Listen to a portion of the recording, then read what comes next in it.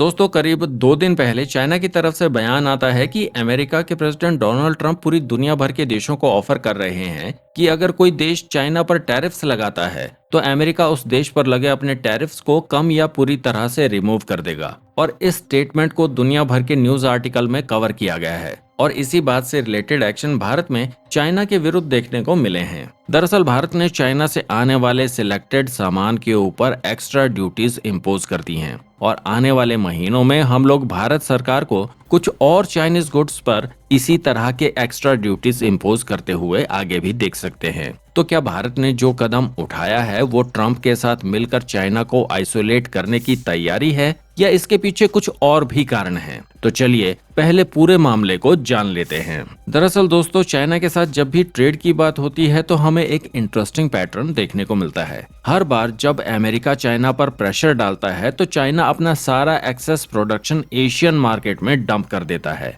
और इसका सबसे बड़ा विक्टिम बनता है हमारा देश भारत। और ये पैटर्न हमें पिछले कई सालों से देखने को मिला है, लेकिन पिछले 2 सालों से सिचुएशन और गंभीर हो गई है, जिससे हमारे मैन्युफैक्चरर्स को चाइनीज कंपनीज से कम्पीट करना ऑलमोस्ट इम्पॉसिबल हो गया था, क्योंकि वो लोग अपना माल हमारी प्रोडक्शन कॉस्ट से भी कम प्राइस पर डंप कर रहे थे। देखिए, जिस सामान को मैन्युफैक्चर करने की इंडस्ट्री भारत में नहीं है उसे चाइना से इंपोर्ट करने में कोई दिक्कत नहीं है, लेकिन चाइना के द्वारा स्टेनलेस स्टील जैसे सामान की डंपिंग भी की जा रही है, जिसकी इंडस्ट्री भारत में काफी बड़े स्केल में मौजूद है, जिससे हमारी इस इंडस्ट्री को लगातार नुकसान झेलना पड़ रहा है। और सरकारी आंकड़ों से पता चलता है कि सिचुएशन इतनी सीरियस है कि फाइनेंशियल ईयर 2025 में हमारा steel import all time high 9.5 million turns पर पहुंच गया है, जबकि एक्सपोर्ट घटकर हिस्टोरिक लो 5 मिलियन टन्स पर आ गया है। यानी हमारी अपनी स्टील इंडस्ट्री सर्वाइवल के लिए स्ट्रगल कर रही है। छोटे और मीडियम साइज स्टील मैन्युफैक्चरर्स का काम तो आधे से ज्यादा खत्म हो चुका है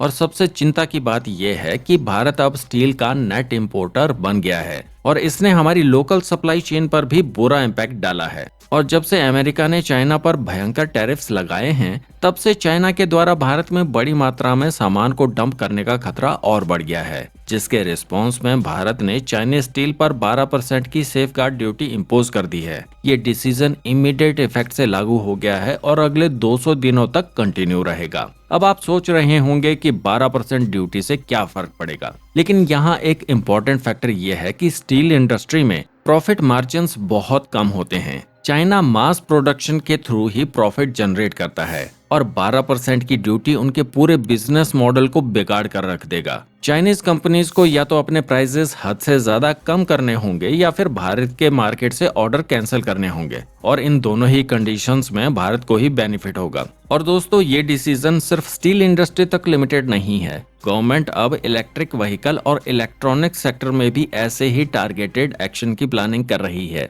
रिपोर्ट्स के अकॉर्डिंग अगले कुछ महीनों में हमें ऐसे और भी एक्शन देखने को मिल सकते हैं और खास तौर पर उन सेक्टर्स पर ड्यूटी बढ़ाई जाएगी जिनमें चाइनीज डंपिंग से हमारी इंडस्ट्री को खतरा होगा। दोस्तों देखा जाए तो ऐसा तो नहीं है कि चाइना के द्वारा भारत में की जाने वाली स्टील की डंपिंग के बारे में भारत को पहले से पता नहीं था। इसके बारे में पिछले कुछ सालों में बहुत से आर्टिकल छापे गए हैं और एक्सपर्ट्स के द्वारा इसे बड़े लेवल पर डिस्कस भी किया गया है और अभी तक इस पर भारत की ओर से कोई भी एक्शन नहीं लिया गया था। लेकिन अब जाकर इस पर भारत ने अचानक से ये जो फैसला लिया है, जो कहीं ना कहीं इस बात की ओर इशारा करता है कि चाइना को ग्लोबल लेवल पर आइसोलेट करने की तैयारी की जा रही है। चाहे भारत के इस एक्शन के पीछे जो भी कारण हो, इससे हमारी लोकल मैन्युफैक्चरिंग मजबूत होगी और सबसे जरूरी बात, इससे हम चाइना की अनफेयर ट्रेड पॉलिसीज को काउंटर कर पाएंगे। वहीं भारत सरकार के इस फैसले पर हमारे मार्केट एक्सपर्ट्स का मानना है कि ड्यूटी परसेंटेज को और इंक्रीज किया जा सकता था। उनका कहना है कि हमें चाइना पर